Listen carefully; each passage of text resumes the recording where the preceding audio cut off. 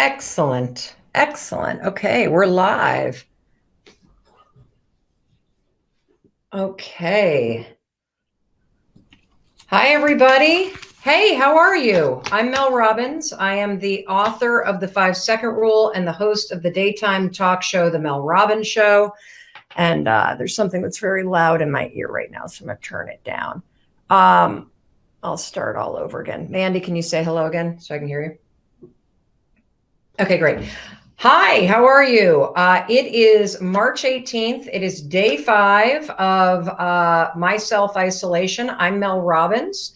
This is Stay Connected with Mel Robbins. It is a brand new show that we have launched in order to give you a place to take a moment every day to stay connected, to stay grounded, to talk about all the things that are going on in the wake of this wild moment in time that we're living through. And I want to welcome you. I'm so excited you're here. Why don't you tell me in the comments where you are watching from and anything else that you want to share right now. So let's get started with a shout out, okay?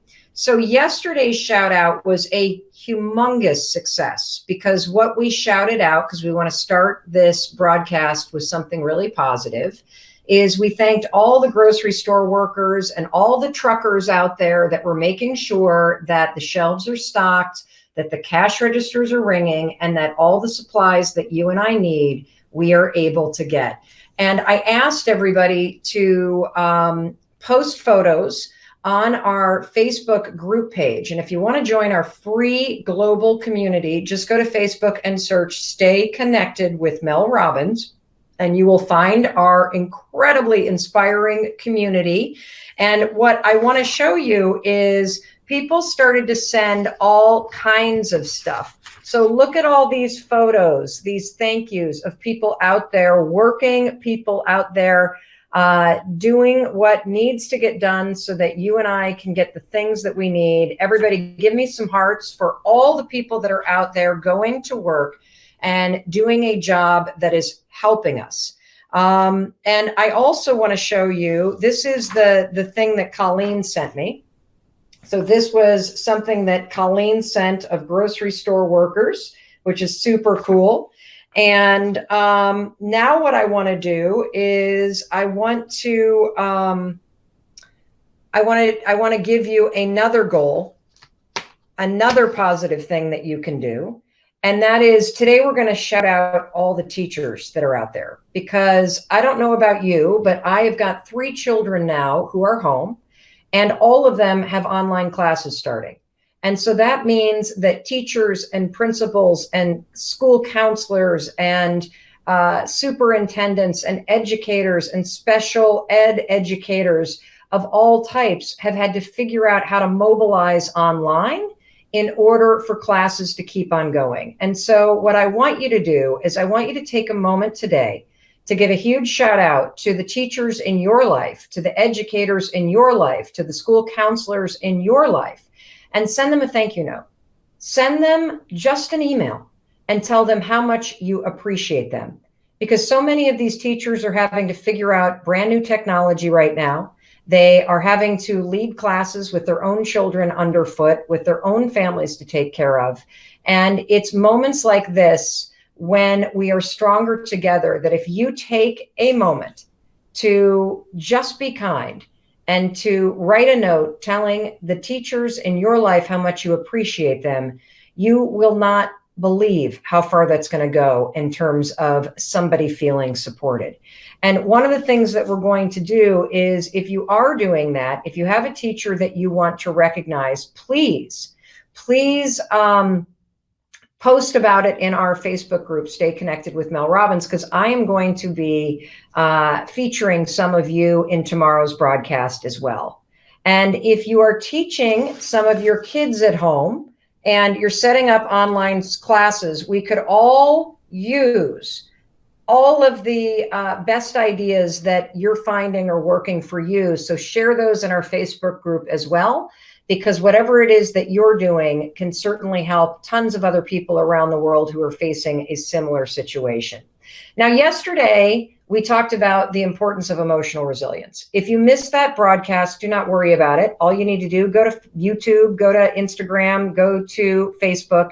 You can find our Stay Connected broadcasts all there. YouTube's the easiest place to watch them. And I talked about the 3 things that create emotional resilience. And one of the things that I challenged you to do is I challenged you to create a new schedule. You are in a new normal, whether you're working from home or you're self-isolating or you're just going to work, but you're going to work in a town that feels like a ghost town. You're in a new normal. And when things are unpredictable, that uncertainty makes you feel unsafe. Predictability makes you feel safe. And so one of the keys to emotional resilience right now is you can take control and you can create a new routine that will start to make you feel safe and secure and in control again. And one of the things that you really need to make sure is in your routine right now is please make sure you are in your routine, that there is a moment where you are taking care of yourself. And I want to give you some amazing examples from our community on Facebook. And again, this is Stay Connected with Mel Robbins on Facebook. I love this. This is Debbie in New Hampshire. And Debbie can't go to Ireland right now. She is stuck in New Hampshire. She is self-isolating because it's the right thing to do. And since she can't go to Ireland, and it was St. Patrick's Day yesterday, she thought, my self-care for today is going to be to do some time painting. And so isn't that beautiful? She painted what she thought a landscape in Ireland would look like. Amazing. This is the kind of stuff that you're going to see if you go to Stay Connected with Mel Robbins on Facebook. I love this one. This is Mia in Tampa. She is there in her, what does she call it? She's there in her mom cave. I love a mom cave. Am I holding this right? Yes, there she is. There's Mia from Tampa. She is gloating over the fact that the Tampa now has Tom Brady going to her team. And she was there in her mom cave watching my noon broadcast and taking some time for herself. This is one of the reasons why being on our Facebook group is so awesome, because you're going to be inspired by people around the world who are taking small steps to take control during this unprecedented moment of collective stress, uncertainty, and anxiety. So what are we going to stay connected about today? This is a huge topic. We're going to talk about how do you survive the new normal of living at home with your family and working from home and not want to kill them, right? And particularly today, we're going to talk about living with teenagers and adult children. How many of you suddenly have kids that have flown back home and are living with you?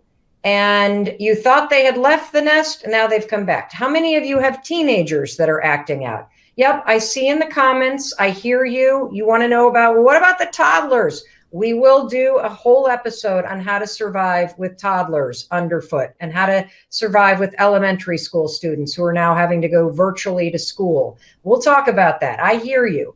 But I want to talk today about the ones that you raised, the ones who should know better, the ones who are talking back, acting out, creating chaos. How do you live with the teenagers and adult children that are in your home without wanting to kill them?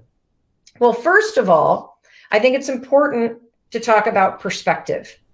Why are these creatures that you created so horrible? Huh? I've been wondering this. My husband, Chris, has been wondering this. Well, first of all, you've got to understand developmentally, their brains are not developed fully.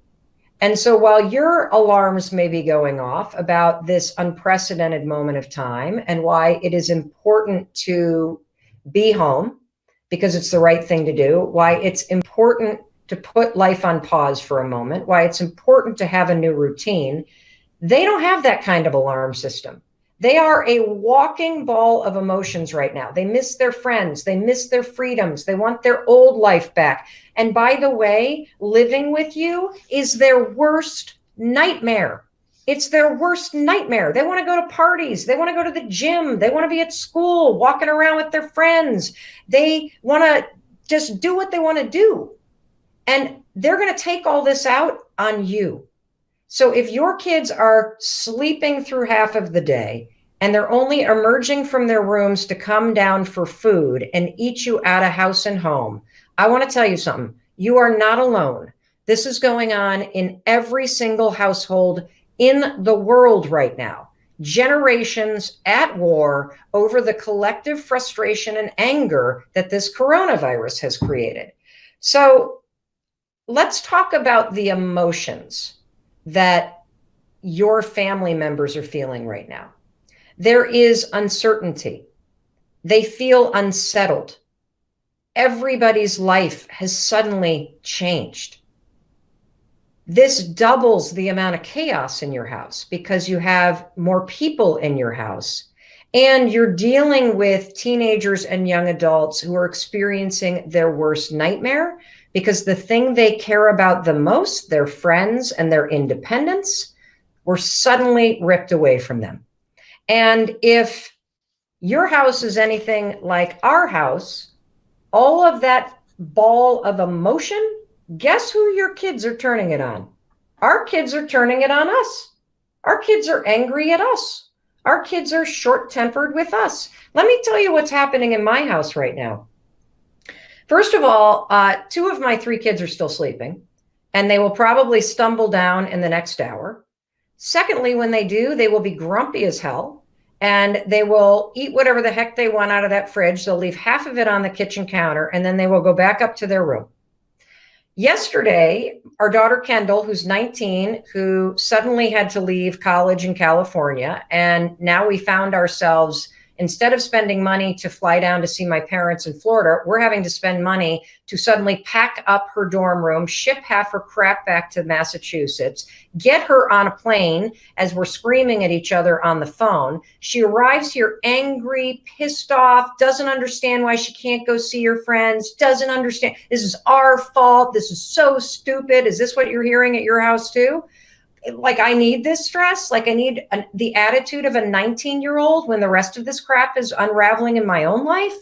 It has not been great here at the Robbins household. So we had a full 2 days of crying and acting out and screaming at the world directed at me and Chris.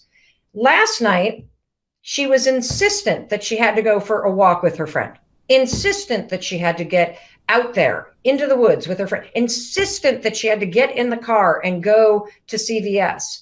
And we had this fight where I said to her, I understand that you miss your friends, but do you realize we have been self-isolating for 4 days? If you go see this friend of yours and you hug her, she has just gotten home from college, and you're going to come back here and walk into this house with all the viruses that she has now brought out from upstate New York in her germ-filled dormitory room. These last 4 days that we have isolated as a family, gone, done. We set the clock back to 0. You could have just infected all of us because you cannot stand to be here. So I am fighting. And what happened? What happened? She walked out the door. She's 19 years old. She's an adult. And I enforced upon her no hugging. I enforced upon her the reason why this is so important. The second she walked back in the door, she was happier. Why? Because she got to exercise her independence. She assured me that she had not touched her friend. She had not hugged her friend. She had walked 6 feet away from her. And then, of course, the second she walked in the door, I'm like hitting her with the spray and making sure that if she's lying to me, at least she's sanitized. You know what I'm saying? And so we are dealing with the same thing. And so I wanted to give you a survival guide for how to survive living at home with family members who are unsettled, angry, pissed off, frustrated, and creating chaos. First of all, the number one thing that I have learned is that validating feelings is the only thing that works. So when your kids get angry because what they're seeing on social media is their idiot friends whose families have decided to go on spring break, and they're sitting on the beach, and now they're yelling about it and yelling at you. And why couldn't we validate their feelings? Don't argue with them. Just validate. I get it. That is hard. Yeah, it isn't fair. Yeah, I'm sorry that your spring break got ripped away from you. I'm sad that mine did too. It sucks. That's it. Just validate their feelings, because validating their feelings is the only thing that will calm and settle their feelings down. You can ask them how they're feeling. Are you angry? What are you angry about? Who are you angry at? What are you angry about? I think that is the number one thing that a lot of the kids are feeling right now. They're feeling angry that all of this has suddenly changed. The second thing that you can do to survive living with your families after you validate your feelings is understand that once everybody's feelings settle down and we stop reacting at the new normal, people will be able to settle in to the new normal. This is where patience comes in. So you're going to validate their feelings, and you've got to have some patience, because it's going to take your kids a little bit of time to settle down their feelings and settle into the new normal. It's going to take everybody some time. So patience, patience, patience. Now is not the time to helicopter. Now is not the time to scream at your kids because they're leaving things all over the place. Their feelings are so unraveled, you guys, that patience is the best thing. So last night, for example, Chris and I went to bed earlier than the kids, and we probably went to bed around 9:30. When I woke up this morning, because the kids stayed up, they were doing a Harry Potter marathon. I walked into the kitchen. There must have been 17 articles of clothing from the living room to the kitchen to the front stairs. I don't know if these kids disrobed on the way to the stairs or what the hell was going on. But I had that immediate reaction, because now there's chaos. Because my routine without the whole family here is, before I go to bed, I sort of tidy everything up so that when I wake up and I walk into the living room and the kitchen, there's not a mess to clean up. It's just my kind of thing. So walking out this morning to make my cup of coffee and seeing the living room and the kitchen look like there had been some sort of kindergarten romper room play date that happened. There was a bag of Doritos that had been eaten and was open, and there were chips all over the couch. There were turned over glasses. I don't know what kind of party these kids were throwing, but the place was a disaster. Instead of screaming, I just collected everything, put it in piles right by the front door. I put the dirty dishes in the sink. I am practicing patience, and I am giving my kids a chance to settle down their emotions before they settle into the new routine. The third thing that has started to work in our family is, since your kids are reacting to the fact that they've lost their independence, which is really the big thing. Like, they'll get over the expectations of not going on spring break and the expectation that college is canceled. They're really going to struggle with the fact that they've lost their independence and they've lost connection with their friends face to face. And so you have to give them some independence back. And one way that you can give your kids independence back is tell them that they need to create their own schedule. So I guarantee you, if you've got kids at home, they're going to have to start taking classes online. They're going to have to figure out how to get themselves organized. And so one way to give them independence is not micromanage when they wake up, not micromanage when they eat. I'm talking about teenagers and adults and adult kids here. Give them the independence to create their own schedule. Now, you're going to have to sit with them and tell them they're going to need to do it. And you should ask them leading questions. So what time do you think you should get up? How are you going to manage your homework? And you'll be surprised that they will be able to create a schedule. Because guess what? They've been doing it at school. They've been doing it at college. They've been doing it in their own lives. And so prompt them to create their own schedule. It'll give them some independence. Here's the fourth thing. Instead of helicoptering them and telling them what to do, ask your kids what they need. So we did this last night. It was our son Oakley's 15th birthday. And after we celebrated his birthday, I just went around the table and said, hey, I know classes are going to start next week. I know you guys are settling in to being back at home. It's not what you want, but what do you guys need? What do you need so that your room can be your own? What do you need so that you're set up to be able to take classes? And here's what I was really surprised to hear. They all had an answer. Our daughter Sawyer, who's a junior at Boston College, she said, I need a desk. I don't have a desk in my room. And I was like, oh, you're right. And then I said, well, why don't you just use the gaming room where Oakley has his video games? And she said, well, then he's going to be pissed at me. And I also have to study in a place that's super quiet. And so she was able to express what she needed. She also said that she wanted support from my husband in making sure she works out. So again, instead of barking orders, ask your kids for what they need. You will be surprised. They know themselves well. You did a really good job. And now by asking them, you will be able to do a good job in supporting them. And here's the fifth final thing to surviving living with your family under one roof right now, particularly with teenagers. You have to be flexible on all things. You have to be flexible on all things because things are going to change. When school classes go online, the first week is going to be really, as Mindy, my producer, says, hinky. Things are going to be bumpy. The technology is going to be new. Your kids are going to have to figure out how to focus in their living room. For those of you that have been working out by streaming at home, I found it's really hard to stay focused on exercising when I'm in my living room because I'm distracted by everything. So next week, super flexible, except for one thing. And this is your North Star today. I'm going to give you a North Star every day. One simple thing to do that will walk you toward greater control, greater feelings of being grounded, and a greater sense that you are making this unique moment in time an opportunity. Here is your North Star. This is the one thing I do not want you to be flexible on. This is the thing to start today. You always have a family dinner.